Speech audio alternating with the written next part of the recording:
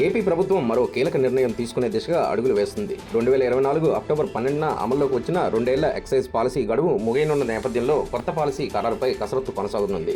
ఇందులో భాగంగా ఎక్సైజ్ శాఖ పలు ప్రతిపాదనలను సిద్ధం చేసింది. ప్రధానంగా పాలసీ రెన్యువల్ పైనే చర్చ జరుగుతుంది. దీంతో ప్రస్తుతం లైసెన్సులు కలిగిన వారికి మరోసారి మద్యం షాపులు దక్కే అవకాశం కనిపిస్తుంది. దీనిపై ప్రభుత్వం తుది నిర్ణయం తీసుకోవాల్సి ఉంది.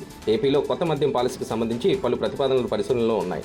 ప్రస్తుతం ఉన్న మద్యం దుకాణాల లైసెన్సింగ్ గడువు త్వరలో ముగియనుంది. దీంతో కొత్త పాలసీపై అధికారులు కసరత్తు చేస్తున్నారు. కూటమి ప్రభుత్వం అధికారంలోకి వచ్చిన తర్వాత ప్రైవేట్ రీటైల్ విధానాన్ని అమలు చేసిన 3,396 షాపులకు లైసెన్సులు కేటాయించింది.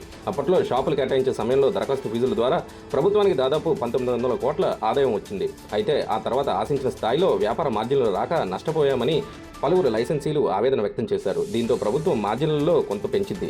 ఈ పరిస్థితుల్లో కొత్త పాలసీకి వెళ్తే ఆశించిన స్థాయిలో దరఖాస్తులు రాకపోవచ్చనే అభిప్రాయం అధికార వర్గాల్లో ఉంది. దీనివల్ల ప్రభుత్వం ఖజానాకు ఆదాయ లోటు ఏర్పడే అవకాశం ఉంది. అందుకే కొత్త పాలసీకి వెళ్లకుండా ప్రస్తుతం ఉన్న లైసెన్సీలతోనే పాలసీని రెన్యువల్ చేయాలనే ప్రతిపాదన సిద్ధం చేస్తున్నట్టుగా సమాచారం.